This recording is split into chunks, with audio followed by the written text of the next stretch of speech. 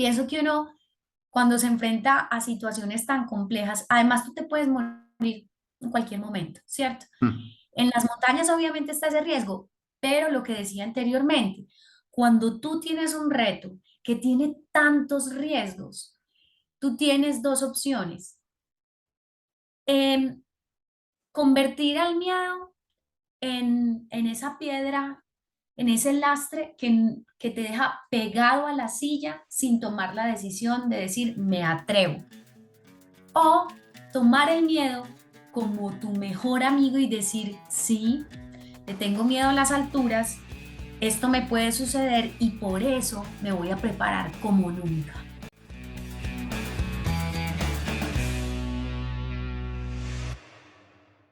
Bueno, y con eso le damos la bienvenida a Ana María Giraldo. Ana, un gusto tenerte acá en Pasemos el Rato. Bienvenida y gracias por estar con nosotros el día de hoy. A ti, André, muchas gracias por la invitación. Qué bueno pasar este rato del día conversando. Excelente. ¿Cómo estás en Manizales? Entiendo que tienes un viaje muy pronto. ¿Para dónde te vas? Bueno, en los próximos días es probable que viaje a México para contar historias precisamente. Es una de las cosas que a mí más me gusta hacer y siento que hace parte del propósito de vida que yo cumplo. Entonces estoy a punto de hacer ese viaje. Y en Manizales, bien, hay un invierno que no se quiere ir de estas montañas, pero delicioso. Esta es una ciudad maravillosa, llena de montañas, de bosques. Entonces siempre hay planes muy chéveres en la naturaleza para hacer. Y es una ciudad en la que se permite vivir un ritmo de vida tranquilo. Yo solamente he estado en Manizales dos veces en mi vida, una con una excursión del colegio y otra cuando fue la final de la Libertadores del Once Caldas con el Boca Juniors. Y me acuerdo que tuvimos que parquear en una colina, así una calle empinadísima. Y yo decía, esta ciudad, ¿cómo pudieron hacerla aquí? Eh, y Es lo bueno, mismo pues que yo me pregunto no todos los me, días. ¿Por qué aquí, en no me estos sorprende fríos que tan seas tremendos? montañista viniendo de allá. Pero Claro. antes de que continuemos, quiero que le cuentes a las personas que no saben quién es Ana María Giraldo, de la manera más metafísica o más literal que quieras, ¿quién es Ana María Giraldo? Bueno, Ana María Giraldo es una mujer apasionada por la familia, por el deporte. Yo soy ingeniera industrial como profesión, pero realmente mi vida ha estado marcada por el deporte desde muy niña y yo digo que esa ha sido mi verdadera carrera y es en el deporte y en la naturaleza donde he encontrado los mayores aprendizajes de vida. Soy una mujer que disfruta mucho, más allá de alcanzar una meta o pararme en la cima de una montaña, me gozo mucho los procesos, como todo ese paso a paso que uno tiene que dar, y soy una firme creyente que es ahí donde está la clave para uno lograr las cosas.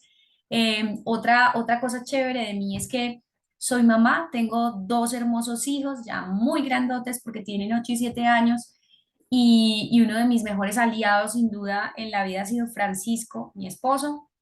Y bueno, me encanta, como les decía anteriormente, contar historias. Excelente.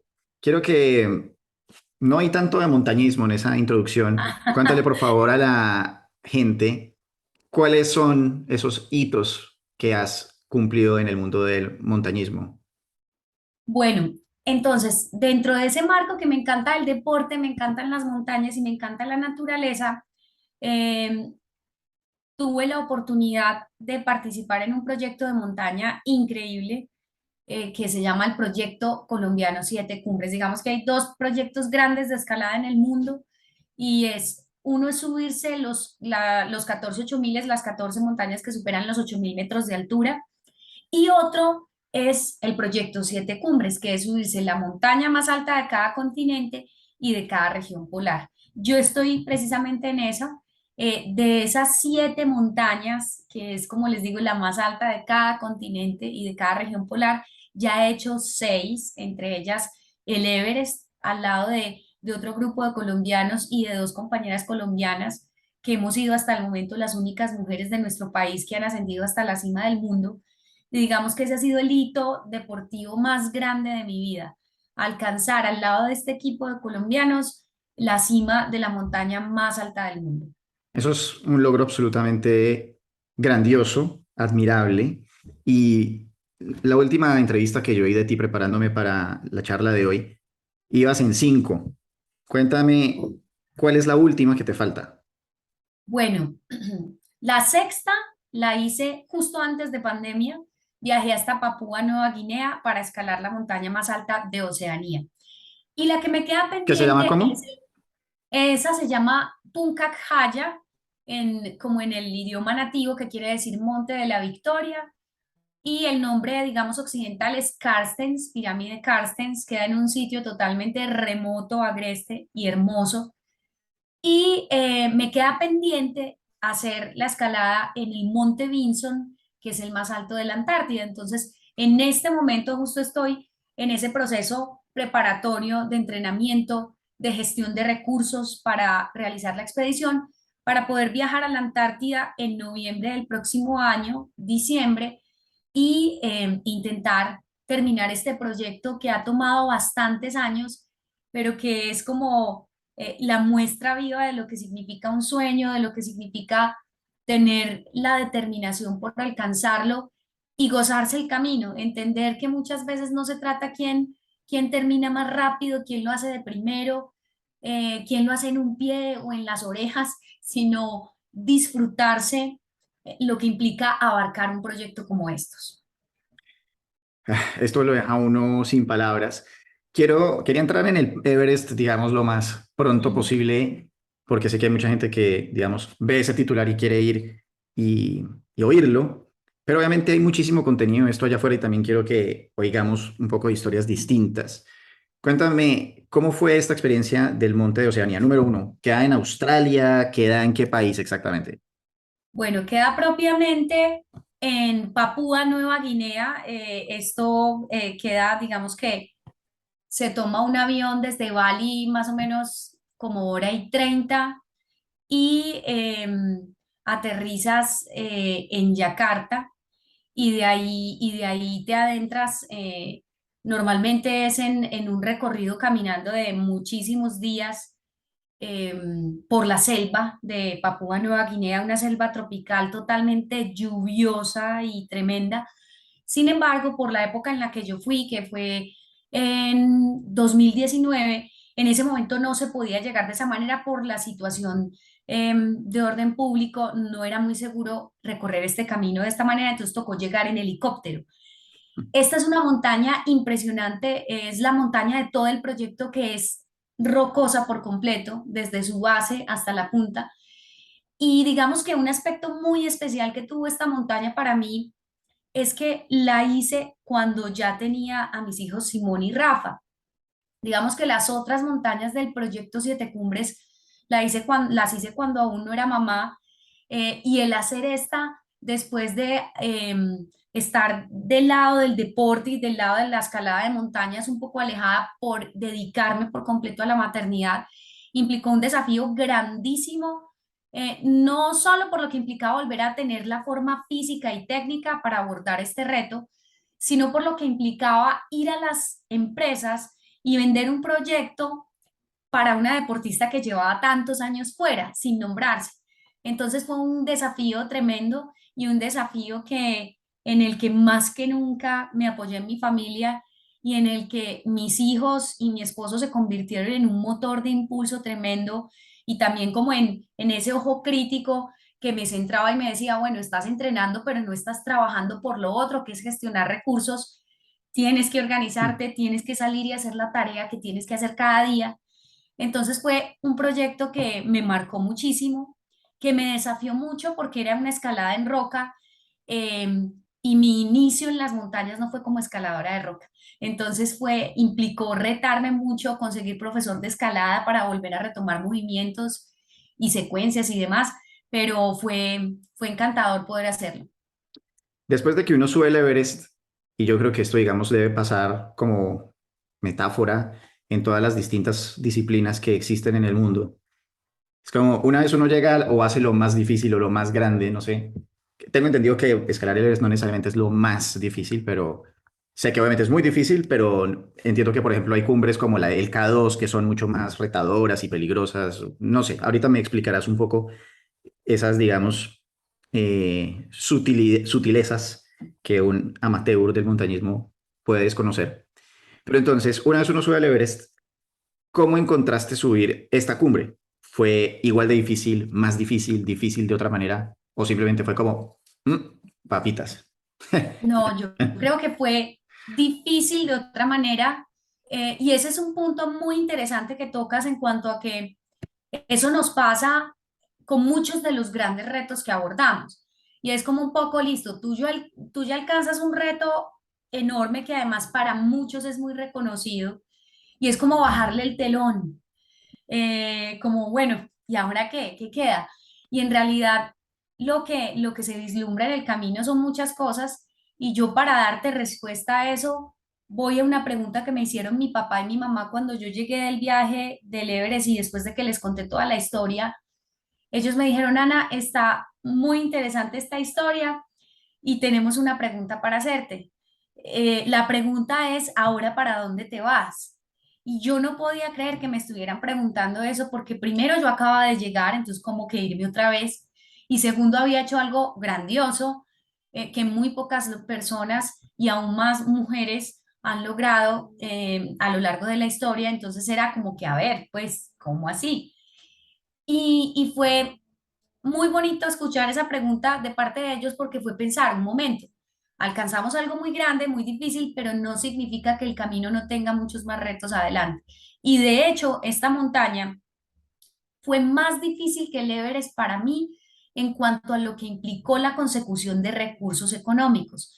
En el Everest yo tenía todo un equipo, éramos 12 colombianos organizados en diferentes comités.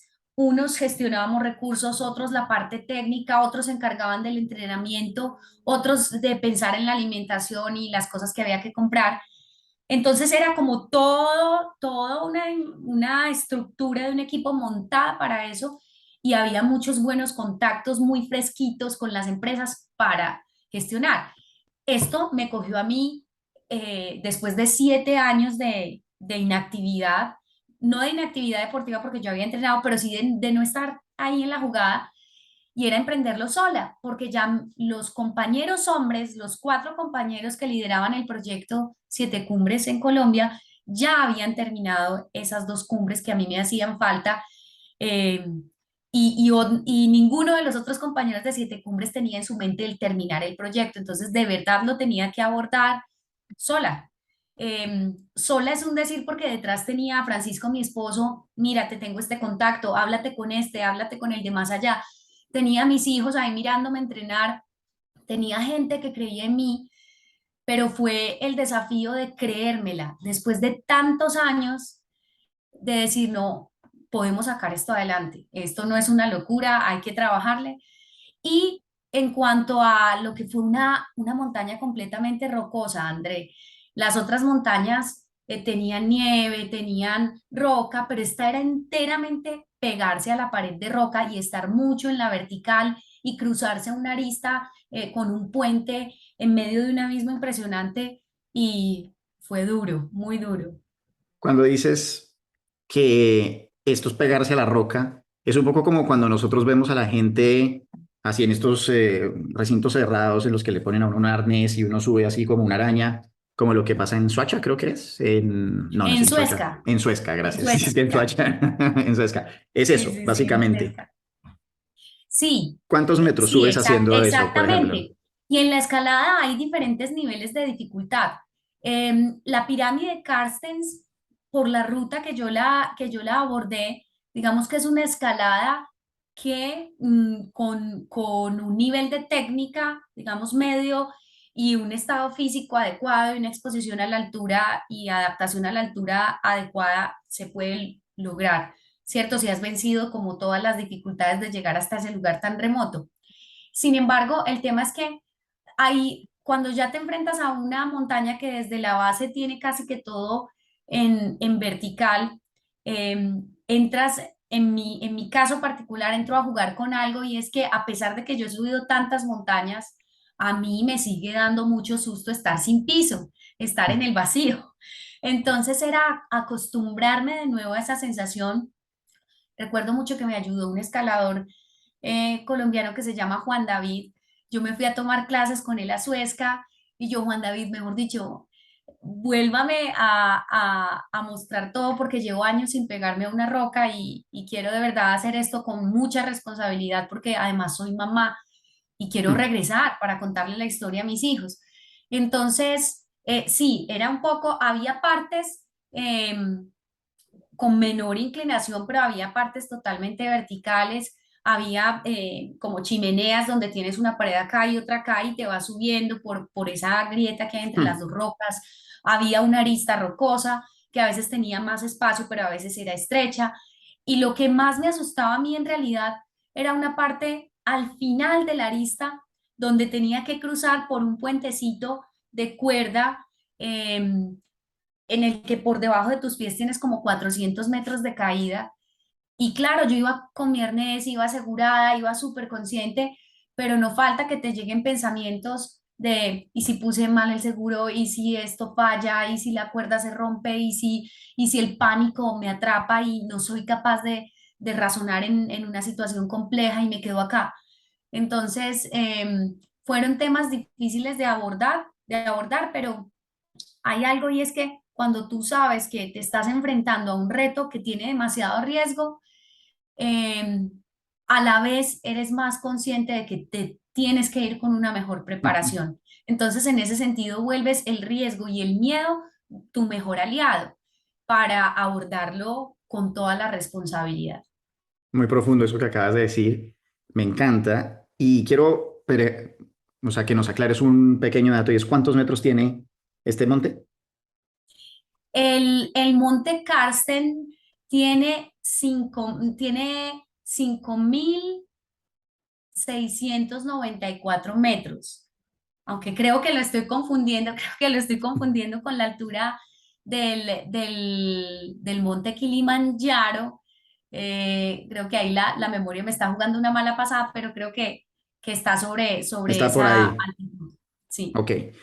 Me gusta de todo esto que me estás comentando que, ¿cómo decirlo? El proceso de trepar comienza muchísimo antes de el acto de estar trepando la montaña. O sea, el hecho de buscar recursos me parece algo súper interesante. Cuéntame un poco qué trucos tienes para conseguir recursos, o sea, cómo le echas el cuento a inversionistas que no tienen nada que ver con montañismo, etcétera, que vayan y apoyen, con todo el respeto, una loca que quiere ir y subirse a las 7 cumbres del mundo. Bueno, Andrés, ese es un proceso que se fue aprendiendo paso a paso y sobre el cual todavía falta aprender mucho de quienes propusieron de forma inicial el proyecto colombiano Siete Cumbres. Entonces ellos fueron los primeros gestores de grandes expediciones en Colombia, los primeros que gestaron las expediciones al Himalaya, que lograron que un colombiano se escalara más de una montaña a más de 8.000 metros de altura. Entonces allí hombres como em, Juan Pablo Ruiz y Marcelo y Manolo y Nelson, de todos ellos aprender un montón de cosas sobre lo que significa plantear un proyecto de estos, porque no es simplemente, de pronto hace unos años era como, bueno, me tomo la foto con tu marca, pero en realidad tú y yo sabemos que eso con el paso de los años, una organización no te va a poner recursos si en realidad no está viendo que hay una generación de valor interesante aparte de una fotografía, pues que además entras ahora con todo el mundo de las redes sociales a competir con una cantidad de gente que genera comunidad y que probablemente no hace este tipo de retos, pero tiene la capacidad de generar comunidad y seguidores y un montón de cosas que ahora pesan mucho para las marcas. Entonces, en ese sentido, aprender a entender las necesidades de las organizaciones, aprender a jugar con las fortalezas que hay al interior del equipo. Entonces, en el equipo colombiano Siete Cumbres entendí que no era simplemente llegar a una empresa y ofrecer el proyecto y yo me pongo tu logo para que salga en la imagen, sino, bueno, a ver, nosotros estamos viviendo una cantidad de experiencias que trasladadas al entorno organizacional tienen muchísimo valor y que si hay alguien de nosotros que la sabe contar, que la sabe multiplicar en el equipo humano de una organización, se puede hacer una perfecta analogía con la estrategia organizacional, con una mega de una compañía que se consigue a través del tiempo. Entonces empezamos a ofrecer ya no solo la foto en la cumbre con la marca, que era importante, sino bueno, vamos al regreso a Colombia, te vamos a ayudar a cascadear, a bajar tu estrategia organizacional desde los líderes hasta los equipos operativos. ¿Con qué? Con toda la analogía de montaña. ¿A través de qué? Conferencias, talleres y demás. Lo otro fue que entendimos, y yo entendí que había que ir a las empresas que eran realmente nuestro foco, es decir, para la expedición Everest 2007, que fue con las mujeres colombianas, fuimos a empresas que entraban en mercado de mujer, que les interesaba mucho todo el tema de empoderamiento femenino, de lo que era la figura de la mujer en la sociedad. Y claro, apenas les hablábamos de un proyecto como estos y decían, venga para acá, que claro que me interesa. ¿Cómo así que mujeres latinas subiendo a la cima del mundo? ¿Cómo así que en equipo? ¿Qué se tiene que dar? Entonces es llegarle a las empresas que están alineadas con el proyecto que tú tienes y sin duda alguna empezar a entender lo que significa eso, precisamente de generar comunidad, de a través de tus experiencias y lo valioso que tiene una experiencia deportiva y más una experiencia deportiva como estas, cómo multiplicar el mensaje a los compradores de un determinado producto, de un determinado servicio. Y no hablo de mercantilizar la montaña ni de volverme pues la comercial de la montaña, pero sí de entender que somos seres humanos privilegiados que vivimos unas experiencias que muy poca gente en el mundo tiene el chance de vivirlas. Recorremos lugares remotos, inalcanzables para la mayoría del planeta y hemos vivido una serie de cosas que vale la pena multiplicar. Entonces ahí hay mucho valor para las compañías y es echar mano de todo esto. ¿Cuánto cuesta ir al Everest? Mira, te hablo del Everest 2007, Ujú. o sea, esto ya es tiempito atrás, pero hay que entender, eso depende en qué formato lo subes. Es decir, si tú vas como un cliente en un formato comercial que dices, tengo la plata para subir al Everest, para que me suban, entreno, pago un entrenador personal y pago mi cupo, podemos estar hablando de un presupuesto entre 60.000 a 80.000 dólares, un cupo con una agencia comercial que te ponga allá. Y ojo que yo lo vi, o sea, yo vi a una de las personas que estaba subiendo a la cima el día que subimos las tres mujeres colombianas y para esa sola persona había cinco sherpas. Uno le ponía el pie en la presa de la que se tenía que agarrar, otro le cambiaba el seguro, otro le cargaba el morral, otro verificaba que tuviera bien puesta la máscara de oxígeno. Y a la bajada, ¿qué hicieron? La metieron en una bolsa de dormir, la amarraron con cordinos, con cuerdas y la bajaron como un bulto porque ya no daba más. Esa no es la forma en que subimos los colombianos. Pues en la expedición Everest 2007 éramos 12 montañistas, unos con más experiencia que otros, distribuimos funciones, parte del equipo se iba a quedar en campo base y base avanzador apoyando logística y otros íbamos a subir, nos íbamos a encargar de subir el equipo, la comida, carpas, material, o sea, nosotros íbamos a trabajar y fuimos también con un tipo de sherpas con el compartimos todas las funciones. Entonces, bajo ese esquema donde trabajábamos como montañistas, subíamos, montábamos nosotros mismos los campamentos. Eh, esa expedición costó 250.000 dólares. Te estoy hablando del año de 2007 Pero y para fuimos todo el 12 mundo, colombianos. ¿Mm? obviamente, para todo el mundo, todos los que hayan ido. Exacto. Para Ok, los 12 entonces, colombianos fue una expedición que costó 250.000 dólares. En esa época no teníamos el dólar pues a los valores ujú. que los tenemos ahora. Digamos que para la época en pesos colombianos fueron cerca de unos 550 a 600 millones de pesos que costó esta expedición. Y O sea, entonces es la un Papúa valor Nueva muy Guinea, importante. entonces la de Papúa Nueva Guinea, que es un poco más cercana, ¿cuánto te costó? Bueno, en realidad no es más cercana, hay que viajar más, hay que alejarse aún más, hay que dar una vuelta No, no, larguísima. me refiero más cercana en el tiempo, o sea, más Bueno, relevante para más los cercana en el costos. tiempo. Ujú. Esta es una montaña que por la logística de llegada y lo remoto de, de su campo base y las restricciones que tiene también es muy costoso. Para esta montaña, el presupuesto de la expedición que fue en 2019 fue un presupuesto de unos $18.000 Claro. aproximadamente. Y la Antártida es una montaña que supera por mucho este valor.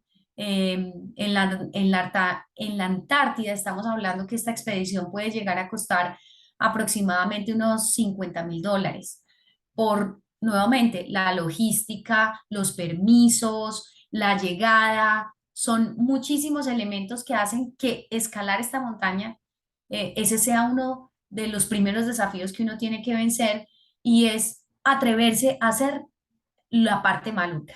Porque yo te digo, a veces nos venden mucho la idea de que la vida tiene que ser todo felicidad, que te la goces, que el disfrute. Seamos sinceros, cualquier cosa que tú emprendas, y hasta la realización de tu podcast, que yo sé que te fascina, te encanta porque me lo comentabas, tiene partes de trabajo que a veces no son tan agradables. Entonces, la parte chévere de lo mío es entrenar. A mí me fascina el deporte, me fascina entrenar, me fascina irme a armar la carpa a la montaña, aguantar frío, ver los paisajes desde la carpa, ver el mundo desde la cima. Eso me lo gozo con toda. Pero ponerme el traje, salir, tocar una puerta aquí, allá, ofrecer el proyecto, ganarme varios portazos y varios nos, porque la mayoría son nos, hasta que tú llegas a un sí, eso es lo que no es tan chévere. Y eso es lo que precisamente representa uno de los primeros grandes desafíos y por los cuales mucha gente no se atreve a retarse, porque cuando les toca recorrer la parte difícil del camino, la parte que no se gozan tanto, dicen no, y esa es la que hay que hacer. Una cosa muy interesante de lo que estás diciendo y me pusiste a pensar es que los seres humanos solemos darle mucho valor al no al comienzo, ¿verdad? Como que nos dejamos frustrar por el no. Y a Sí, medida que uno va envejeciendo, uno se va dando cuenta que un no, por ponerle, digamos, un valor monetario, digamos, vale un uno. Y un sí puede valer 1.000.000. Entonces uno puede acumular total. miles y miles y miles y miles y miles de nos y luego uno recibe un sí y eso simplemente pasa por encima de todo lo que, todos los nos que uno recibió. Quería, digamos, compartir con todo el mundo esa reflexión que me hiciste dar. Y Sí, ahorita así quiero que es. hablemos del Mont Vinson, ¿verdad? Que es el de la Antártida. Le dejemos para el Así es. final, porque ha llegado el momento, yo sé, ese momento de que hablemos del Everest. Cuéntanos qué implica subir al Everest. Bueno, subir al Everest implica recorrer un camino largo previamente, implica tener la cabeza muy bien puesta, obviamente una preparación física con toda y una preparación técnica, y tener un equipo de respaldo, pero de lo mejor. Yo tuve todo eso, y quiero empezar por el equipo humano con el que conté. Aún si revisamos a los escaladores más tesos del mundo, o que de pronto hayan hecho récord de velocidad, o que hayan hecho alguna de las rutas más complejas que tiene el Everest, porque el Everest tiene cerca de 13 rutas, hay algunas que no tienen repetición y hay dos que son las menos complejas, que son la normal del sur y la normal del norte. Aún quienes lo han hecho de la manera más impresionante han tenido un equipo, un backup que está ahí pendientes de ellos con las condiciones de clima, alguien que los ha entrenado, la familia que está en su país y que les está dando ánimo. Y yo que subí en un formato grande, en un formato donde éramos 12 colombianos, tuve el mejor de los equipos.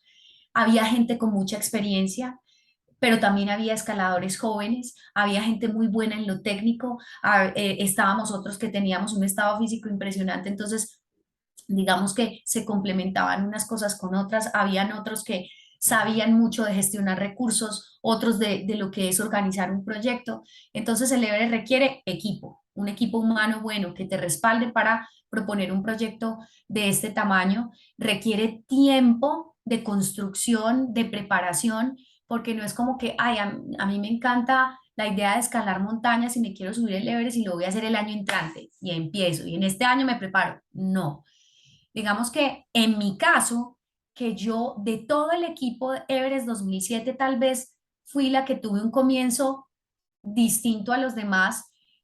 Distinto lo digo porque todos ellos venían desde hace muchos años como escaladores y montañistas. Iniciaron con eso.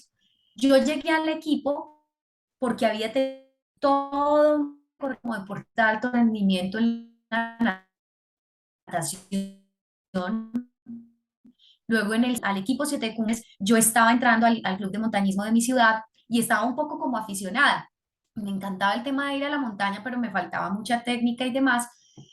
Entonces, tenía todos esos años de preparación física. Ellos tenían todos esos años también de preparación física y técnica. No fue como que de un día para otro dijimos, vámonos para el Everest. No, eso requiere años de preparación. ¿Cuántos? Yo les estoy hablando que soy deportista desde los 9 años y me subí al Everest de 27 años. Y los compañeros con los que lo subí, todos eran montañistas, muchos desde los 15 años, 16, desde los 18, y lo subieron de 30, de 28 años o de 40, entonces llevan toda una vida. Requiere que hayas escalado muchas otras montañas previamente. ¿Para qué? Para que te pruebes cómo te va en altura. Puede ser que tengas muy buen estado físico, muy buena técnica y que tu cuerpo se apague a determinada altura y no te funcione de ahí para arriba. Así seas el más de los más. Entonces necesitas exponerte a muchas montañas menos altas que el Everest, donde vayas entendiendo cuál es ese límite altitudinal para tu cuerpo. Eh, Implica un entrenamiento constante. La gente me pregunta mucho, venga, ¿y uno cómo se prepara para el Everest? Entonces, el entrenamiento que implica tener muy buen fondo. Esto no es una prueba de velocidad, no son los 100 metros planos que tú en unos cuantos segundos ya estás. No, esto requiere un esfuerzo continuado a través de muchos días. La expedición al Everest toma en campo más o menos 45 días. Entonces, requiere resistencia, mucho trabajo aeróbico. Nosotros entrenábamos algunos con bicicleta y trote, otros trote y natación, digamos que deportes que te den toda esa base aeróbica que se requiere, obviamente toda la preparación técnica para saberte desenvolver en terrenos mixtos porque tiene hielo, porque tiene nieve, porque tiene roca, tiene partes donde puedes hacer una travesía caminando, pero otras donde tienes que escalar, pero otras donde tienes que pasar una escalerilla o donde tienes que mirar cómo resuelves una grieta. Entonces, obviamente necesitas entrenamiento técnico y requiere que te hayas expuesto a situaciones complejas, que te hayan puesto al límite tu cabeza. ¿Por qué? Porque allá te vas a enfrentar a condiciones extremas en todo: soledad, frío, cansancio extremo, te hace falta como sentir que respiras y se te llenan los pulmones, eso no se siente allá. Y vas a ver que hay personas más fuertes que tú que renuncian o que bajan con congelamientos o que bajan con un edema cerebral o un edema pulmonar o te encuentras cuerpos en la montaña. Y si a eso le sumas que encontraste un cuerpo que de pronto te caíste, se te dañó una herramienta o estás súper agotado y aún estás muy lejos, todos esos elementos empiezan a jugar en la cabeza de una manera que si no estás centrado, enfocado, tranquilo para tomar una buena decisión, te quedas allá o cometes un error.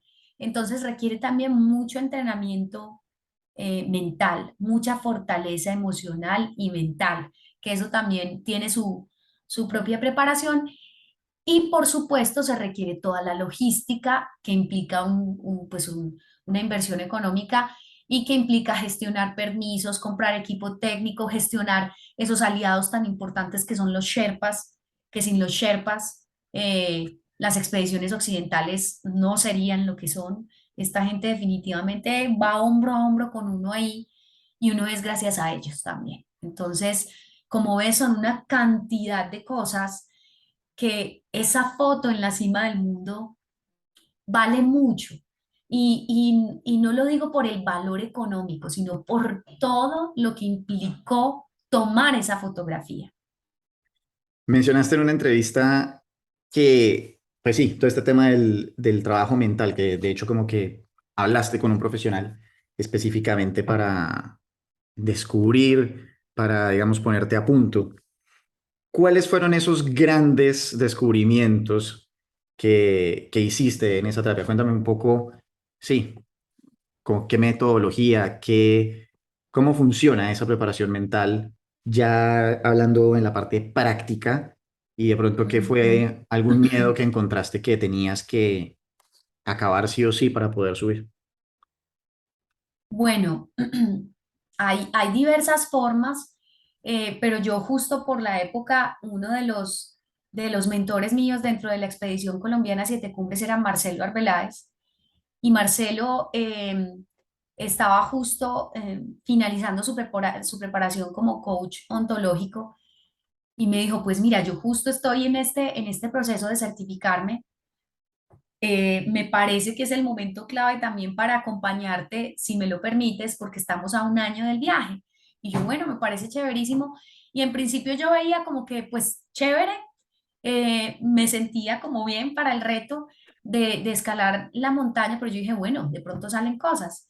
Y en efecto, yo todavía no me la creía. Digamos que yo siempre he tenido como, o abordo cierta, pues tú ves en la presentación que me pediste que hiciera, cuando iniciamos el podcast, no mencioné el Everest. Y digamos que eso es automático en mí, yo siempre mantengo como un bajo perfil, como se dice. Eh, Prefiero pasar por ahí como desapercibida. En parte es porque a veces, según lo que encontré en ese proceso, no me la creo tanto como me la debo creer eh, acerca de lo que soy capaz de hacer. Entonces ahí también había algo que ajustar, creerme el por qué, las razones por qué me merecía estar haciendo parte de ese proyecto, porque a veces yo entraba como en un conflicto interno de, bueno, todos en este equipo han sido montañistas toda su vida y son unos tesos y se han escalado las 50.000 montañas. Yo soy una deportista súper tesa, ya me he escalado una serie de montañas importantes, pero no tengo el historial que tiene esta gente. Entonces fue como decir, no, un momento, la escogimos, te escogimos, Ana, porque tienes precisamente capacidad de trabajar en equipo, un estado físico increíble, una cabeza muy bien puesta, tienes aparte de eso la virtud de querer cubrir, digamos, las falencias y entrenar todo lo que te toque que entrenar para cubrir lo que todavía te haga falta en técnica o en gestión logística. Entonces fue el proceso de creérmela. Y creo que eso nos pasa muchas veces a los seres humanos. De pronto abordamos retos en los que todavía nos falta como creernos y debemos encontrar las razones de por qué merecemos estar ahí. Entonces esa fue otra cosa que se ajustó y el tema de, otra cosa que abordamos fue el temor a estar en el vacío. Entonces, hacer muchas rutas de escalada, inclusive había una ruta que implicaba hacer un traverso que si tú equivocabas el movimiento, hacías un péndulo y yo sabía que no me iba a pasar nada, no me iba a morir, no me iba a caer allá a la carrilera en Suezca, sino que yo tenía un respaldo en mi compañero de cordada, pero era el susto de sentir ese momento de vacío. Entonces se trabajó con eso. La parte técnica también me ayudó a tener muchísima confianza y se hicieron muchas visualizaciones. Entonces, imaginar los pasos difíciles de la montaña, cómo se iban a abordar, imaginar problemas hipotéticos. Estás en esta parte, pasó este accidente, ¿qué es lo que vas a hacer? ¿Cómo vas a reaccionar? Y visualizarlo todo previamente. Y por acá, si tú ves en esto que está borroso el fondo por el formato que le puse a la reunión, pero esto es un cuadro y ese cuadro tiene la visual del Everest 180 grados. Ese cuadro tiene una historia muy bonita porque meses antes de yo viajar al Everest, mis papás en el cumpleaños del año 2006, yo cumplo años el 13 de octubre, en el cumpleaños del año 2006 me dieron de regalo ese cuadro. Y en esa época yo ya vivía en Bogotá porque me estaba preparando para el Everest y ellos me dijeron, mira, te queremos regalar este cuadro porque tú vas a subir hasta allá y necesitamos que nos cuentes a tu regreso si de verdad el mundo se ve como sale en ese cuadro. Y a mí me dio mucha emoción, además lo enmarcó mi papá con sus propias manos, y me lo llevé para Bogotá y lo puse, lo colgué en la pared que daba frente a mi cama. Y fue increíble porque cuando yo ponía mi despertador en Bogotá a 4:30 de la mañana para salir faltando un cuarto para las 5 a entrenar, tú que eres de Bogotá sabes lo frío que es Bogotá a esa hora y si tienes a Sí. lloviznita menudita que es terrible. Entonces justo esos días de lloviznita menuda yo, pucha, qué frío, y me daban unas ganas de voltearme para el otro lado de la cama y ese día no salir a entrenar, pero veía el cuadro al frente. Y yo, no, no, no me puedo voltear. Tengo que prepararme porque si no, no voy a llegar allá y no voy a poder ver si el mundo sí se ve como se ve en este cuadro. Entonces, el visualizar fue súper clave. El tener el objetivo muy claro al frente, escrito, presente, fue también clave para trabajar la cabeza en esos momentos de dificultad. Este podcast podría durar como 4 horas y yo creo que igual seguiría sintiendo que no va a ser tiempo suficiente. Quiero tocar en el tercer punto que hiciste y voy a atarlo con una frase de Nims Purja, que es un referente del montañismo. Ujú. Es una persona Así que ha es. hecho, de hecho, subió el K2 en invierno. Entiendo que ese es Sí, como no, uno de es. los hitos más absurdos que se pueden lograr. Y él dice, la gente solamente está limitada por su imaginación. Si uno no sueña, entonces uno no lo va a lograr.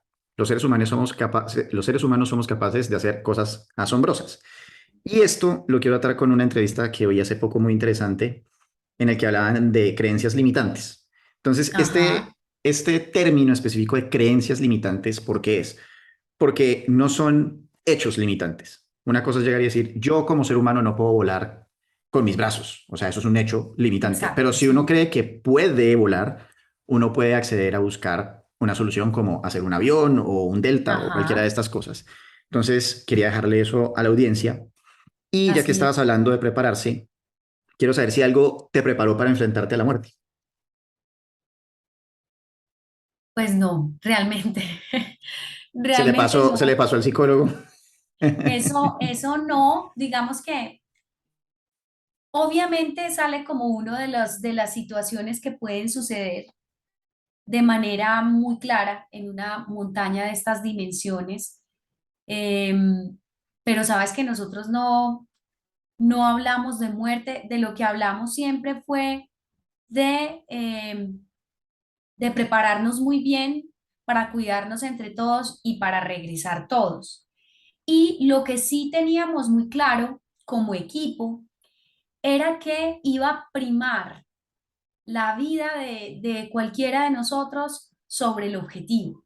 Entonces teníamos claro que ante cualquier accidente, ante cualquier cosa, siempre se iba a gestionar un equipo de nosotros que fuera de respuesta ante esa situación. Y por eso no todos estaban opcionados para cumbre. Por eso también el equipo tenía, de todos los que viajábamos, había unos dedicados exclusivamente a asegurar ese ascenso, desde las comunicaciones, desde la atención en salud, desde la logística con los Sherpas. Y había Sherpas que, por ejemplo, en realidad del equipo de Sherpas que nos acompañaba, Nawan, Yamchan y Dorji eran los tres Sherpas de altura, eran los que irían con nosotros a trabajar a la parte alta de la montaña. Y si algo sucedía, una contingencia compleja que involucraba la vida de alguien, ellos tres iban a ser como esa primera respuesta. Obviamente nos hablaron de los cuerpos, digamos que había una cosa maravillosa en el equipo y es que ya varios del equipo, Juan Pablo, Marcelo, Manolo, habían estado en esta montaña y habían estado en muchas otras montañas, pero sabían de primera mano que en el Everest hay cuerpos, que en el Everest uno se enfrenta a ver esos cuerpos allí, entonces obviamente ellos nos contaron mucho de sus experiencias, de sus historias. Aparte de eso, personajes como Luis Felipe Osa, que es de los mejores escaladores de Colombia y quien también estaba en el equipo, o el mismo Rafael Ávila, ya habían tenido que enfrentar un montón de situaciones complejas de evacuar gente de montañas, entonces ellos también estaban muy ahí en esa labor de asegurar la ruta, de gestionar la seguridad en el equipo. Entonces, yo pienso que si bien no, desde mi trabajo mental no abordamos el tema de la muerte.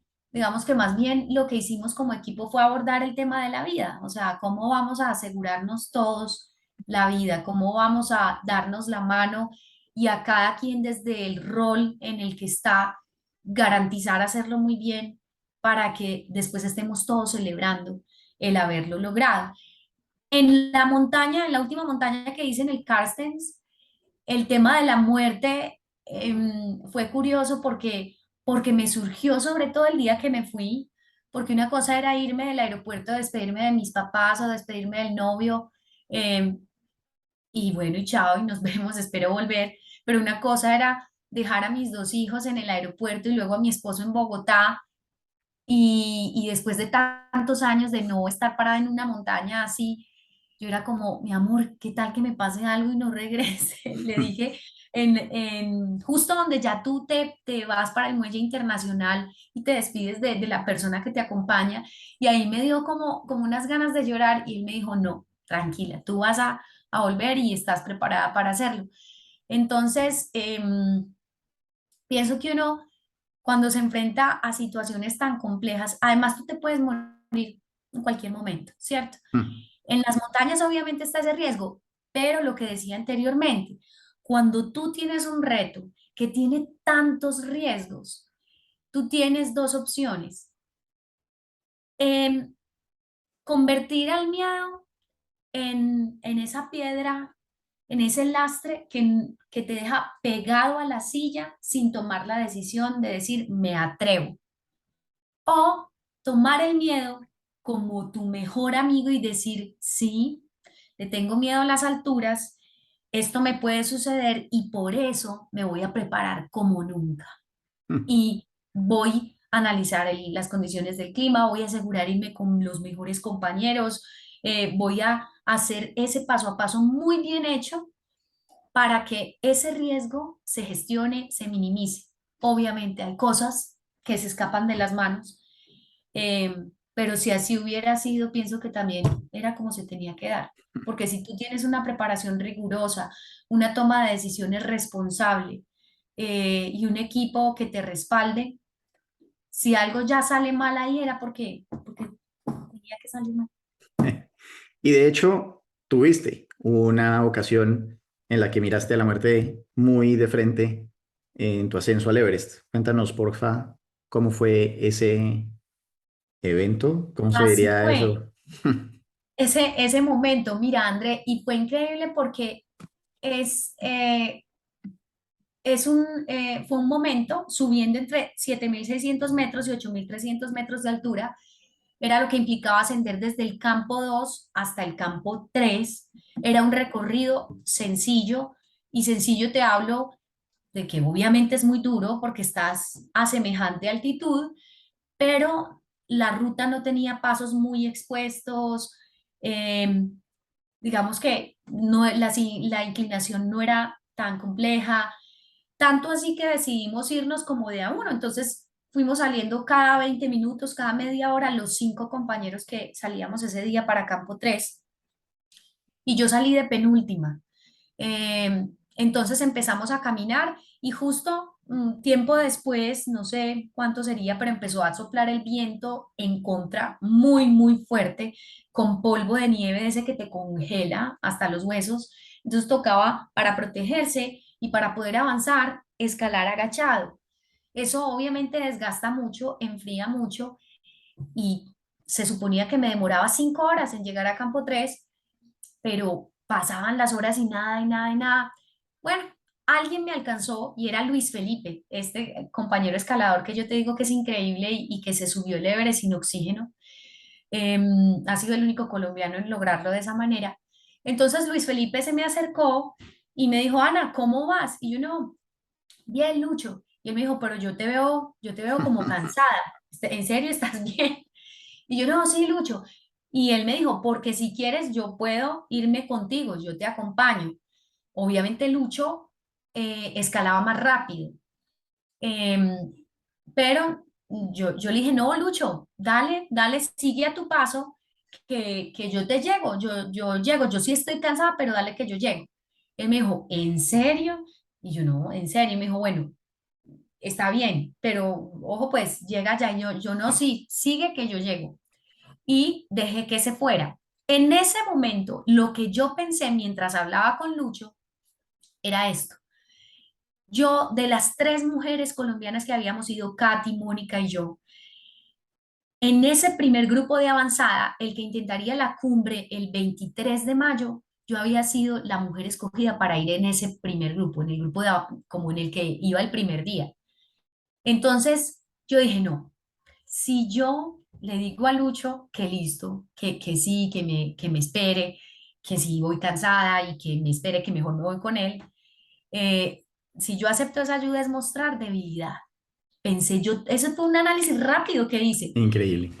Y yo dije, pero no, yo no voy a dar papaya". Además que se había dado al interior del equipo un conflicto fuerte por la decisión de quienes iban en el primer grupo y quienes subían el 24, es decir, quienes llegaban el 23 a la cima y quienes llegaban al 24.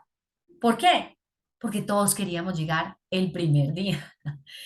Entonces hubo unos choques ahí y unas diferencias importantes, em, que claro, el equipo al final solucionó generando un acuerdo y el acuerdo era sobre todo entre las mujeres.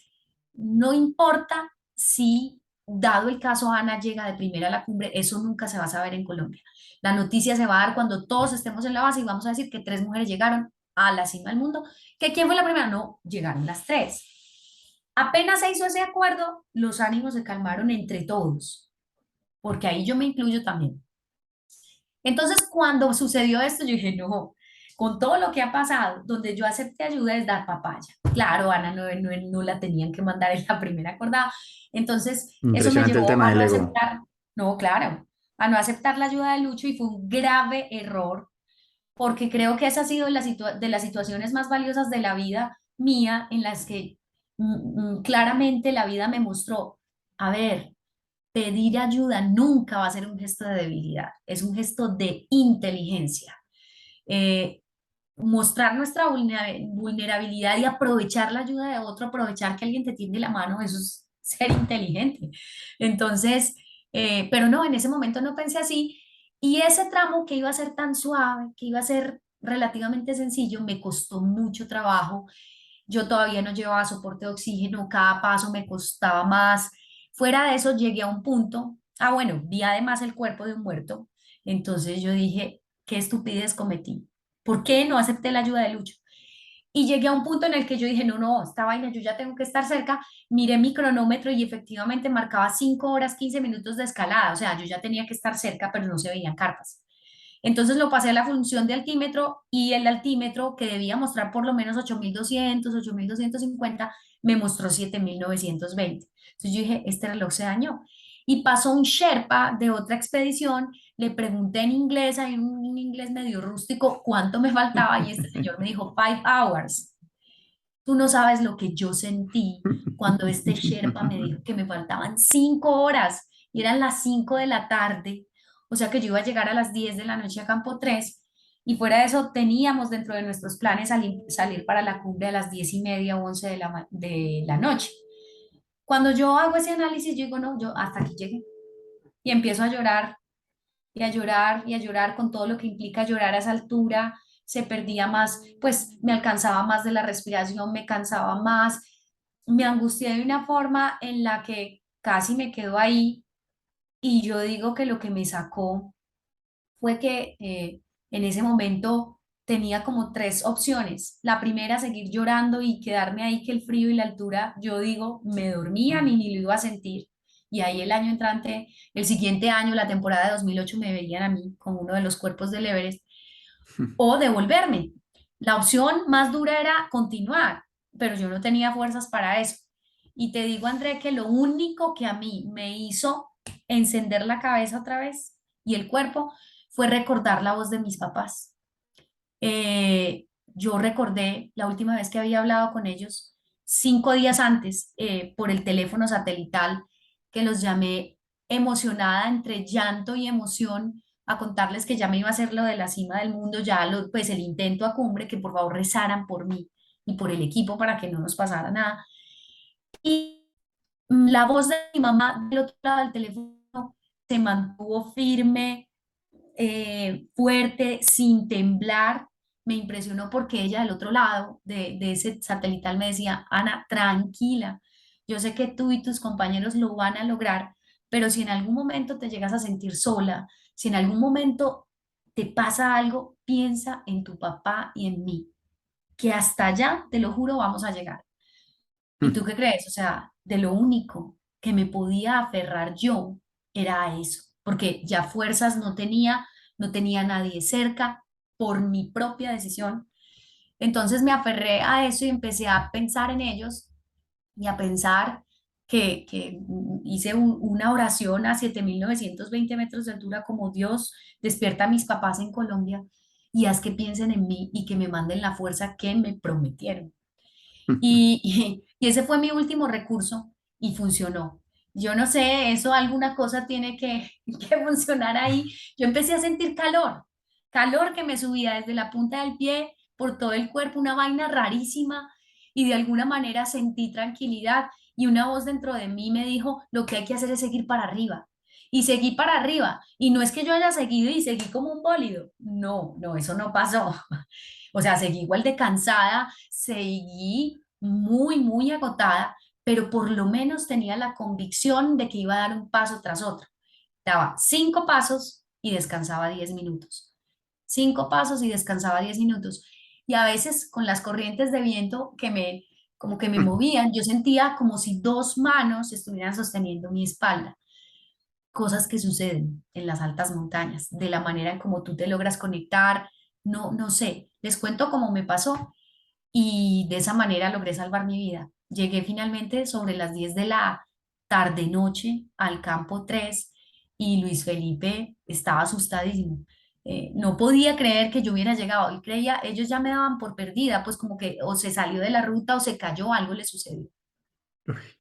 Es una historia absolutamente admirable. Ay, madre, o sea, estoy erisipelado solamente de imaginar lo que tengo que haber sido haber hecho eso. De verdad que muchas gracias por compartir esta historia con nosotros. Sé que la has contado varias veces, pero igual nuevamente gracias por compartir y revisitar lo que tuvo que haber sido haber hecho eso. Tú que No, ya miraste total. ahí la muerte de frente, ¿cuál es el significado de la vida? El significado de la vida es un camino. Para mí la vida es un camino que hay que aprenderse a disfrutar con todas sus curvas. Es un camino en el que vas a tener momentos complejos, pero momentos también sencillos, en el que te vas a encontrar personas, seres, experiencias que hay que aprovechar. ¿Cuánto dura ese camino? Nadie lo sabe. Lo cierto es que es en recorrer ese camino, en disfrutarse ese paso a paso, donde está el verdadero sentido de la felicidad. No está en cuanto, o por lo menos en mi experiencia personal, la felicidad en mi vida no ha estado en todas las veces que me han reconocido o en los 30 minutos de la vida que pasé en la cima del mundo o en las medallas que me gané en la natación o en el mismo momento fugaz en el que nacieron mis hijos. La felicidad ha estado a lo largo de todo un trayecto donde se me han presentado diferentes situaciones que me sigo disfrutando y cuando me llegan dificultades y cuando me llegan momentos desafiantes en lo que sea, con los niños, con el deporte, con lo que sea, trato de agradecerlo y de tratar de mirarlo desde una óptica de, bueno, esta es una curva del camino, ¿cómo lo vamos a recorrer? ¿Cierto? Entonces, para mí la vida, el significado de la vida para Ana es un camino que hay que disfrutarse. ¿Cómo te habrías tomado no haber logrado la cumbre? Me hubiera dado mucha tristeza, sin duda, hubiera llorado, estoy segura, pero también estaría muy agradecida porque muy pocas personas han visto la montaña más alta del mundo y aún más pocas se han atrevido a intentar llegar arriba. Entonces, desde la primera vez que yo me paré en las estribaciones del Monte Everest o del Chomolungma, como le dicen los nativos, que quiere decir diosa madre de la tierra, lo que hice fue agradecer. Siempre mi oración era, gracias, Chomolungma, por permitirme estar aquí, caminando por tus laderas, recorriendo este paisaje tan hermoso. Quiero llegar hasta la cima, pero si por algún motivo no me dejas, te agradezco profundamente el siquiera permitir que mis pasos me hayan traído hasta acá. Entonces, creo que lo hubiera asumido de esa manera y creo que hubiera, si no hubiera logrado la cumbre, hubiera intentado llegar años más tarde. Yo me acuerdo hace muchísimo tiempo, 20 años, en la excursión del colegio de 11 fuimos a Perú y hice el camino del Inca. Son 4 días Mm. y recuerdo una subida, pero muy, muy, muy, muy, muy empinada en un momento en el que yo decía, jue madre, o sea, yo no voy a ser capaz de hacer esta vaina. Y literalmente lo que yo hice fue empezar a mirar los pies, mis pies nada más, ni siquiera miraba lejos, solamente mis pies y ponía uno enfrente del otro y empecé a hacer eso poquito a poquito hasta que otra vez como que recuperé el aire. Finalmente, 4 días después, y esto pues habrá sido probablemente la primera montaña que yo haya conquistado, o por lo menos el primer, Ajá. digamos, como trayecto así. Yo además me sentía humillado porque así como ustedes tienen los Sherpas acá en Perú, teníamos los chasquis y llegaban Los los tipos y chasquis. se montaban como 6 sillas encima y mesas y todo lo que íbamos a necesitar en el campamento y pasaban al lado de uno relajados y salían Es media hora después de uno y llegaban 2 horas antes. Yo no entiendo cómo hacían. Todo esto para decir que Son muy llegué fuertes. a ver Machu Picchu más o menos a las 6 de la mañana. Yo fui el primero en llegar, así entre la niebla y fue espectacular. Cuéntanos qué se siente llegar a la cumbre del Everest, cómo fue tu llegada allá. Uy, es impresionante. Es impresionante. Yo recuerdo mucho los últimos metros, la arista del final, que recuerdo en la distancia, muy a lo lejos, ver el monte Shishapangma, que 7, 8 meses había estado, 7, 8 meses antes había estado allá y no habíamos logrado la cumbre. Y fue dolorosísimo, triste para los compañeros con los que estuve allá, como que no, no puede ser. Y era una montaña hermosa, entonces daba tristeza irse de ella. Entonces, cuando yo la vi en la distancia fue, wow, como entender por qué había estado en el Shishapangma y entender por qué no se me había dado esa montaña. Todo lo que había vivido allá me había preparado y me había fortalecido para estar 7 meses después parándome en la cima del mundo. Entonces, lo primero fue agradecer agradecerle a esa montaña y como, wow, como entender por qué todo lo que había sucedido tan duro 7 meses antes se había dado. Y es muy chévere porque hay muchas cosas de la vida que uno se cuestiona tanto, por qué así, y solo las empiezas a entender y a comprender y a entender su propósito cuando las ves en perspectiva tiempo después. Y una vez me paré en la cima y empecé a mirar todo alrededor a los 360 grados porque el clima estaba precioso, las nubes estaban 1 kilómetro bajo nuestros pies, el sol, el hielo, llegamos, no sé, 6:30 de la mañana, yo no podía creerlo. Tuve como dos sensaciones muy especiales. Una que nunca más he repetido y es que por un instante Ana no tuvo preguntas de nada en su cabeza. Por un instante mi mente era como si lo comprendiera todo.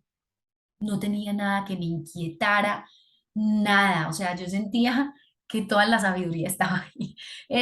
No sé, una sensación extraña porque tú sabes que la mente siempre está preguntándose cosas. Pero este fue un instante en el que, fugaz, como en el que yo sentía que entendía todo, todo lo que sucedía en el universo. Y otra sensación muy especial que tuve allá fue una sensación de profunda, profunda gratitud. Yo como que no podía creerlo y yo agradecía y agradecía y le preguntaba como al universo qué tenía yo, o sea, ¿Qué particularidad tenía para merecer estar recibiendo lo que se me estaba siendo entregado? Porque era un momento que sin duda iba a atesorar para el resto de mi existencia. Y en ese sentido, en medio de toda esa gratitud, fue como si yo entendiera que estaba recibiendo todo eso tan magnífico porque tenía el enorme propósito de multiplicar. Entonces entendí que cuando alguien recibe algo maravilloso, no solo recibe eso, sino que recibe con ello la responsabilidad de multiplicarlo en otros. Y esa cumbre fue increíble. Luego, obviamente, abrazarnos con Katy, con Mónica, recapitular todo lo que habíamos pasado juntas, tantos meses, tantos sacrificios, tantas montañas previas, los años que fueron armando un rompecabezas y una ruta que paso a paso nos puso allí, fue increíble. Entonces fue una cosa impresionante. El mundo alcanza, o sea, uno alcanza a ver como el horizonte achatado en los extremos de lo alto que estás. Se ve todas las planicies del Tíbet, se ven otras montañas que superan los 8.000 metros de altura, se ve la cordillera del Himalaya preciosa, alcanzas a ver la otra vertiente, nosotros subimos por la vertiente norte que llega desde el lado chino o desde el lado del Tíbet. La que sale mucho en las películas es la del lado sur, la que sube por Nepal, entonces alcanzaba a ver como algunas figuritas, escaladores que subían por el otro lado y fue increíble, fue un momento maravilloso que solo duró unos 30 minutos. De los 42 años que tengo, 30 minutos de toda esta existencia los he pasado allá. Las mejores cosas de la vida usualmente no duran tanto, ¿no? Así es. Para culminar el tema del Everest, cuéntanos cómo es la bajada. Nunca nos cuentan cómo es la bajada. Uy, la bajada es muy dura. De hecho, una de las anécdotas que a mí me gusta compartir y no me canso de contarla es que una vez pasó la euforia de observar a los 360 grados, de tomarnos las fotos con los banderines, de abrazarnos, de felicitarnos, de grabarnos cada centímetro de ese paisaje.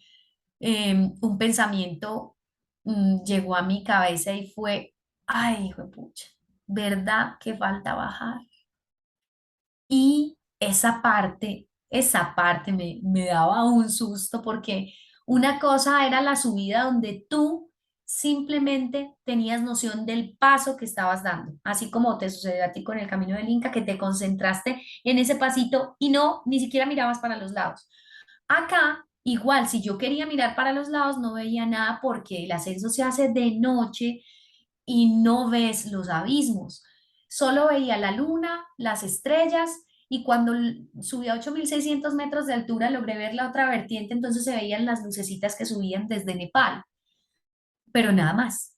Y las escaladas verticales, tú igual ibas concentrado como acá, en dónde pongo este pie, esta mano, en cambiar el seguro y estás solo en ese pedacito.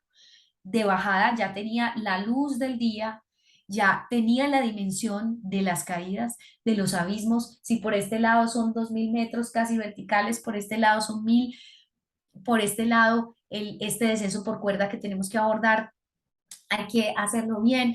Cuando me asomé a uno creo que fue en el segundo escalón de regreso, que es un escalón rocoso que uno desciende haciendo un rapel, apenas me asomé como para tener la noción de qué tan largo era y demás, veo al lado derecho y lado izquierdo un cuerpo a la derecha, un cuerpo a la izquierda.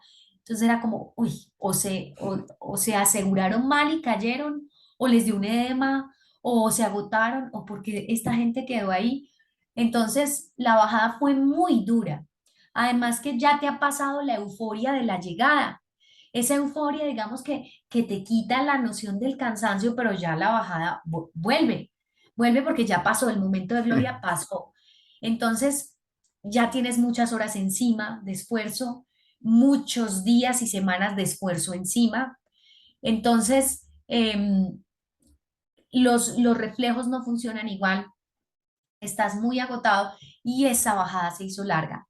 Una cosa me pasó y es que ese día el propósito era bajar solo hasta el campo 2 a 7.600 metros o hasta el campo uno a 7.000. Sin embargo, cuando yo llego al campo 3 o al campo 2, no recuerdo ya muy bien a cuál de esos dos, yo alcanzo a ver abajo, muy, muy lejos, la manchita donde estaba ubicado el campo base avanzado a 6.400 metros de altura. Y cuando yo la vi, yo sentí, allá está mi casa. Si yo llego allá hoy, voy a estar como en Colombia, o sea, hoy llego allá. No hay nada que me detenga, hoy llego allá. Entonces me hice toda la bajada completa, es decir, salí la noche anterior de 8.300, subí a 8.848 y bajé de una hasta los 6.400 metros de altura. Llegué a las 7 de la tarde al campo base avanzado. Fue una jornada desde que salimos como a las 10 de la noche anterior, de 21 horas continuas. Llegué, me dolían hasta las uñas. Los últimos descensos por cuerda, hasta lloré porque me daba desespero, tanto cansancio y tener que hacer semejante esfuerzo. Además que me equivoqué en una de las bajadas, no tenía que montarme para hacer un rappel. La cabeza ya está tan cansada, la altura del todo, las 21 horas encima, que yo lo que tenía era que enganchar simplemente el mosquetón como seguridad y bajar desescalando sin hacer rappel porque las cuerdas con el avance de la temporada, el hielo se había movido y las cuerdas estaban súper tensas. Mover esa vaina era una cosa. Entonces, cuando llego, cuando me voy aproximando a las carpas del sitio colombiano y veo sobre la carpa comedor la bandera de Colombia ondeando, yo dije, ¿qué es esto tan divino? ¡Qué emoción! Llegué y en esa salió alguien de la carpa y dijo, es Anita, Anita está llegando. Y salieron todos los que en ese momento estaban a recibirme. Entonces darle el abrazo a Raymond, a Lucho, a los Sherpas que estaban allí y empezar a escucharles las historias a Lucho que había llegado a la cumbre el día anterior sin oxígeno, empezar a escuchar las historias de Rafa, empezar a contar mis propias historias. Pues mira que con todo ese cansancio, llegué a las 7 de la noche y me fui a la carpa a dormir a las 12 de la noche, de todo lo que hablamos, de toda la felicidad que teníamos en las caras, hinchadas, quemadas, reventadas, pero felices. ¿Y ahí tú llegas que a Katmandú o a dónde? Ahí, una vez ya todo el equipo descendió de los campos altos y estuvimos todos en el campo base avanzado, desmontamos el campo base avanzado de los 6.400 y bajamos hasta el campo base a 5.200. Ahí se desmontó todo también, se recogieron las cosas y ya nos sacaban en unas camionetas 4x4 rumbo a Katmandú, haciendo una parada en un pueblito cercano a la frontera con China y ya salíamos a Katmandú. Fue muy chistoso cuando yo me monto en este 4x4 y me monto en la silla de atrás ahí junto a la ventana y justo daba con el espejo retrovisor. Y cuando yo veo este espejo, yo no me he mirado al espejo en un mes y medio, porque yo no llevo espejo, pues en mis Pie cosas de grande. aseo.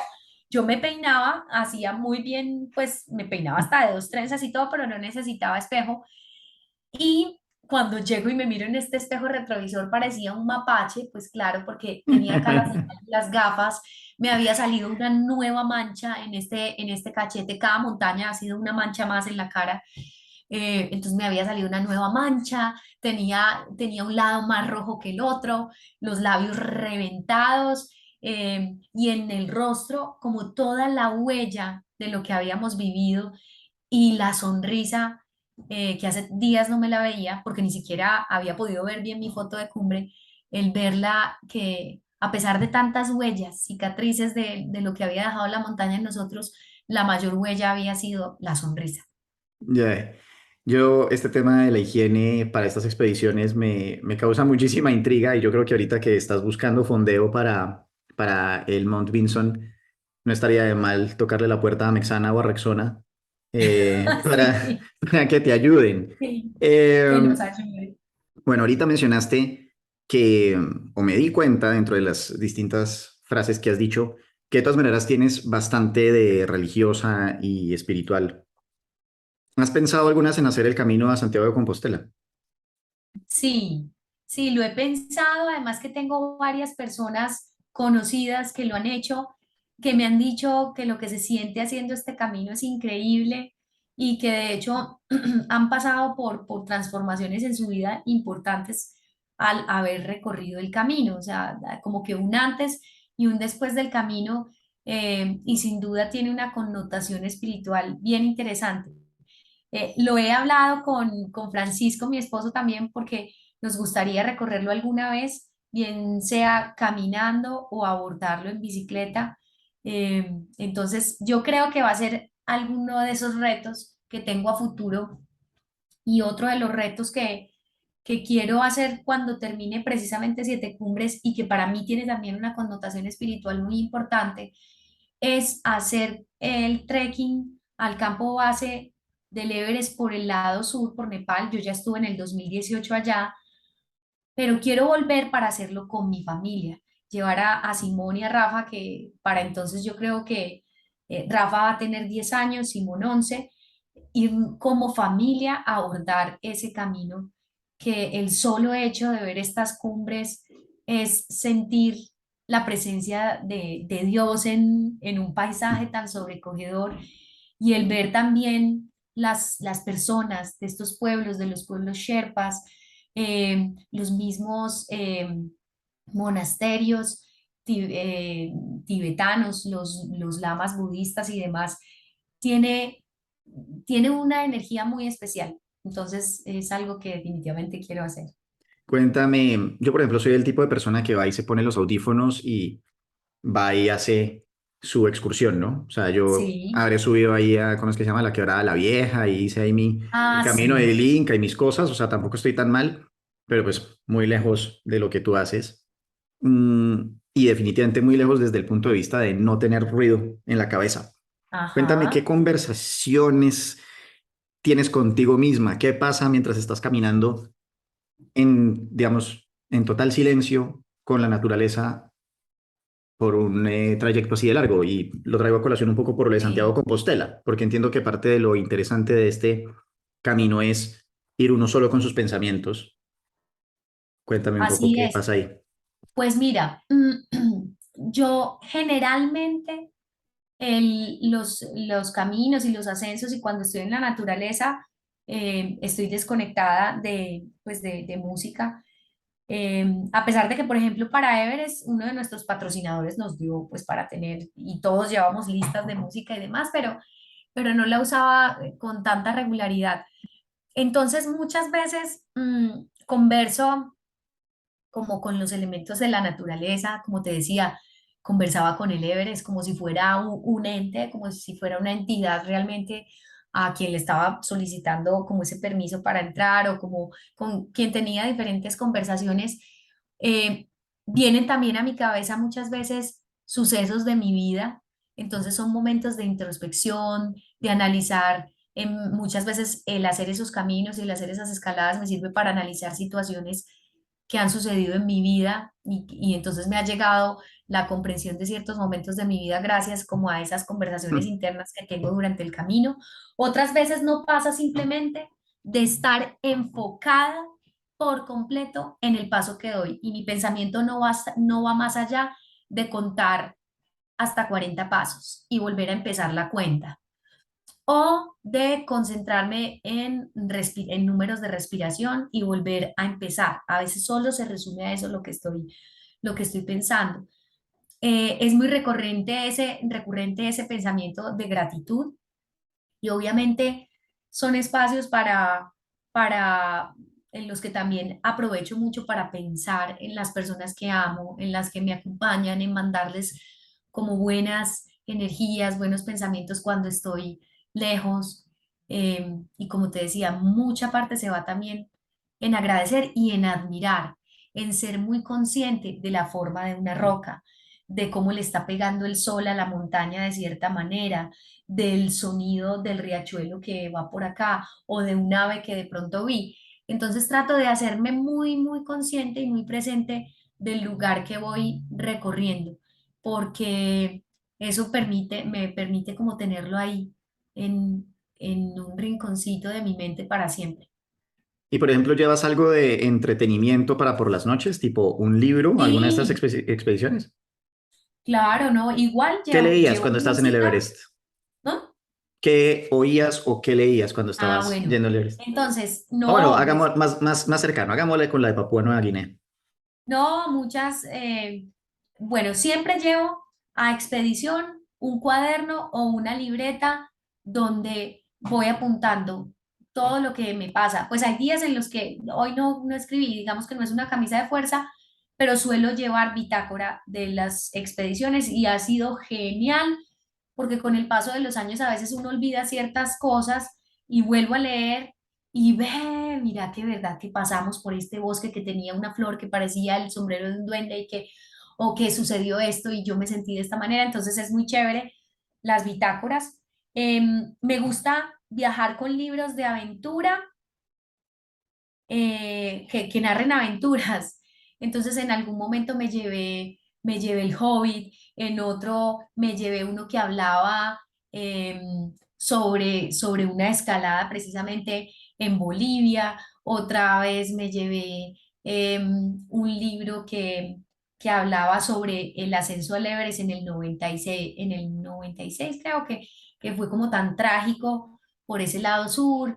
Y así, siempre suelo llevar algún libro que sea de aventura. Em, ¿Qué más llevo? Sudokus también es chévere. Y a veces cuando a uno se le acaba el libro, lo intercambia con el compañero.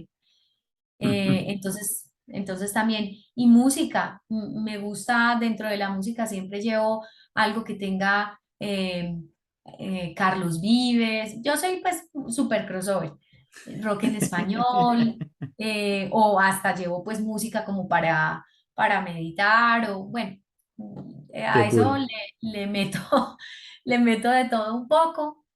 Y siempre llevo también fotografías de las personas que son valiosas para mí. Porque siempre llega el momento en el que los extrañas mucho. Siempre están con uno, pero en algún momento sientes como, uy, esa nostalgia particular. Entonces me gusta sacar la fotico y, y verlos. Em, ¿Qué más? No, Así pues está sí, bien. obviamente, computador para mandar informes a los patrocinadores, para pasar informes, para montar cosas en las redes, bueno, cuando el internet lo permite. ¿Cómo compara criar hijos a subir la cumbre más alta del mundo? Uy, es mucho más complejo. A mí me ha parecido el reto de mi vida ser madre. Ese es mi reto principal, un reto de mucho goce también y de un aprendizaje profundo en todos los aspectos y, y un reto que yo creo que uno solo lo dimensiona realmente cuando ellos salen, porque, Sí, o sea, ahí tú dimensionas lo que es acompañar a otro ser humano, respetando su individualidad, su cómo es. Em, entonces, ay, es desafiante. Cada etapa es desafiante. ¿Tú tienes hijos? sí, tengo una hija de 10 meses. Bueno, 11 la Imagínate. semana entrante. Ay, qué belleza. Yo pues tengo a Simone y a Rafa y cada etapa es un desafío diferente, es un camino también como en la montaña, de subidas, de bajadas, de momentos duros que hay que saber abordar con la cabeza bien puesta, porque el ser papá y el ser mamá requiere que tú tengas una gestión emocional y pues que aprendas a gestionar las emociones, que aprendas a ver los momentos difíciles. Por ejemplo, yo tuve momentos muy difíciles con Rafael porque su salud se vio seriamente afectada en diferentes momentos de su vida y cómo aprendes a gestionar eso para no colapsar, para no colapsar tú interiormente y no hacer que los que tienes al lado colapsen. Y fuera de eso, cuando está el hermanito, entonces que igual uno siga estando presente para el hermanito. Entonces, es un camino, es una montaña que requiere mucho esfuerzo, mucho. Pararse en la cima de una montaña requiere aguantar muchas incomodidades, frío, cansancio, dolor, pero la vista desde arriba es increíble. Los hijos son igual. A mí, Simón y Rafa me sacan sonrisas, lágrimas, uy, furias. Pero al final, cuando me siento a conversar con Francisco, cuando al final del día los dejamos acostaditos después de leerles el cuento y los miramos, miramos su rostro, a cada uno en su camita, decimos, "Ah, tan lindos". Y qué emoción ha sido recorrer este camino con ellos. Para terminar, cuéntanos con calma, o sea, tómate tu tiempo, lo que consideres. Cuéntanos la expedición que viene ahora, la de trepar Mount Vinson en Antártida. ¿Cuáles son los retos? Un Sí, poco lo que es tu experiencia de planear ir para allá, a lo que te bueno. vas a enfrentar. Cuéntanos a lo que te vas a enfrentar. Bueno, Mount Vinson está a un poco menos de año y medio en el horizonte de tiempo. Es una montaña de 4.930 metros de altura, la más alta de la Antártida. La Antártida es de esos sitios remotos. Si uno nunca imagina ir a Papúa Nueva Guinea o al Everest o a por allá al Denali en Alaska, que es otra montaña que escalé, sí que menos se le pasa, me voy a ir de vacaciones a la Antártida. No, es de los últimos rincones del planeta, es muy frío y requiere una logística importante. Solo para llegar, pues yo tengo que desplazarme desde Colombia hasta Chile a Punta Arenas, en la punta del continente, en la punta de Sudamérica, y de allí tomar un vuelo charter a la Antártida. Eso son varias horas, no es un vuelo cortico, son como 5 horas. Y fuera de eso, una vez allá, tengo que recorrer varios días por la Antártida, jalando un trineo donde va todo mi material y con un equipo como de astronauta, porque voy con estos trajes de plumas impresionantes hasta llegar a los diferentes campamentos que me aproximan a la jornada final de ascenso, que precisamente esa jornada final plantea unos desafíos en la ladera de esta montaña, en la escalada de esa parte final. Obviamente hay que prepararse mucho para esas bajas temperaturas, para atravesar estos glaciares tan gigantescos con grietas, eh, con este paso de la arista final que te digo para llegar a la cumbre. Así que lo que van a hacer estos 17 meses de aquí hasta allá, voy a seguir trabajando. Yo no he dejado de entrenar la parte aeróbica, entonces seguiré mi preparación, mi fortalecimiento físico, todo el entrenamiento aeróbico, pero tengo que empezar a preparar ya varias escaladas en montañas nevadas, tanto aquí en Colombia como en Ecuador y en Perú, en lo que quedan de estos 17 meses, para estar adaptando el cuerpo sobre todo al frío. Y pues obviamente a la altura, pero la altura como ves no es tanta como ya otras montañas que hemos hecho, pero no hay que perderla de vista, ¿cierto? Lo importante es estar expuesto al trabajo en la nieve, a este tipo de terreno. Sin duda, el mayor desafío consiste en gestionar esos $40.000 que implicará el patrocinio para esta expedición, empezar a visitar empresas justo empezando este mes y en todo lo que viene del resto de este año, porque es aquí en estos meses donde definen el presupuesto financiero las compañías. Entonces tengo que quedar ya planillada para sus proyectos del año entrante. Ese es el mayor desafío, encontrar los aliados adecuados.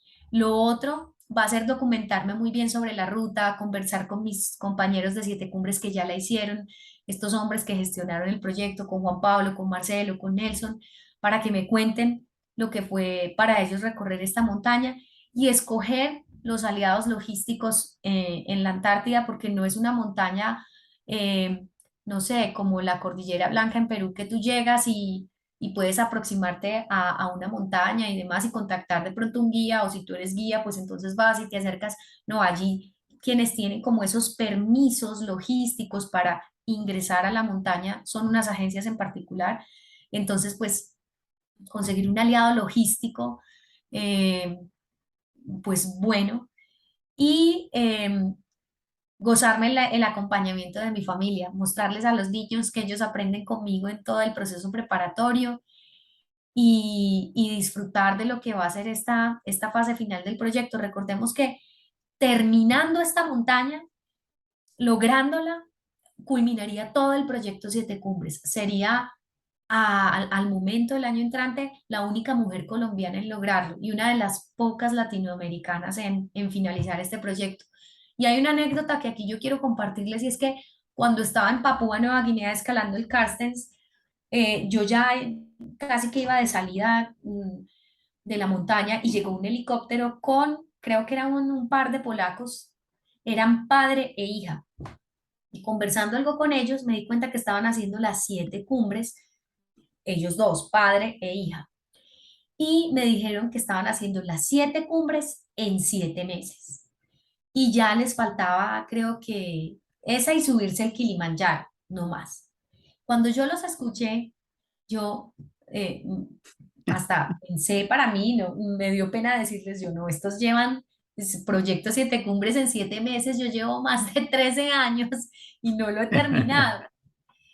Y ahí lo siguiente que vino a mi cabeza fue, no se trata de quién lo termina más rápido, se trata de que mantengas firme tu propósito, de que le encuentres sentido a lo que haces, de que al ritmo que tú lo manejas te lo disfrutes y lo hagas realidad.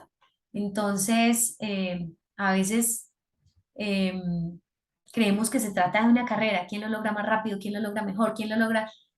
No, o sea, es su reto, es su montaña, hágala de la mejor forma. Póngale todo su corazón, póngale toda su dedicación, sea juicioso, mida los riesgos, prepárese, gestione como debe gestionar y disfrute el camino. Para mí, una gran enseñanza de Siete Cumbres ha sido no perder de vista los sueños que uno tiene y entender que nada se logra en solitario, que estos grandes retos requieren grandes equipos. Si dijera que este ha sido uno de mis episodios favoritos, sino o el favorito, estaría Andrés, mintiendo. Me ha fascinado la conversación contigo, Ana. Muchas gracias. Es tu momento de brillar aún más y que le cuentes a las personas dónde pueden seguirte, aportarte a tu aventura, lo que quieras. muchas gracias, Andrés. Bueno, pues para todos los que quieran conocer más sobre esta historia, pueden seguirme tanto en Instagram como en Facebook, como Ana7 con el número 7 Cumbres, Ana 7 Cumbres. Por ahí voy a estar publicando las noticias de lo que va a ser este reto de finalizar esas 7 cumbres con el Monte Vinson. También pongo historias sobre mi familia, que es mi principal motor, sobre la casita del bosque, que es el lugar de mis sueños, y bueno, sobre lo que es recorrer esta vida, que para mí es un camino maravilloso. También pueden ingresar a www.anamariagiraldo.com y ahí encuentran algo sobre mi historia, sobre las conferencias que doy, porque mi trabajo ahora es multiplicar todo lo que he recibido a través de conferencias y talleres que doy para personas en diferentes lugares de Colombia y del mundo. Así que gracias a ti, André, por esta súper invitación. Como ves, a mí me encanta conversar también. Entonces me lo disfruté de principio a fin. Excelente. Nos vemos, Ana. Muchos éxitos, mucha suerte en Mount Vinson. Seguro estaremos hablando y definitivamente muchísima suerte la semana entrante en México. Un abrazo. A ti, André, un abrazo. Nos vemos. Chao. Chao, chao. Bueno, si se quedaron hasta este momento significa que pasaron un muy buen rato. Recuerden que pueden ver los mejores clips del programa haciendo clic acá y no se les vaya a olvidar suscribirse. Nos vemos.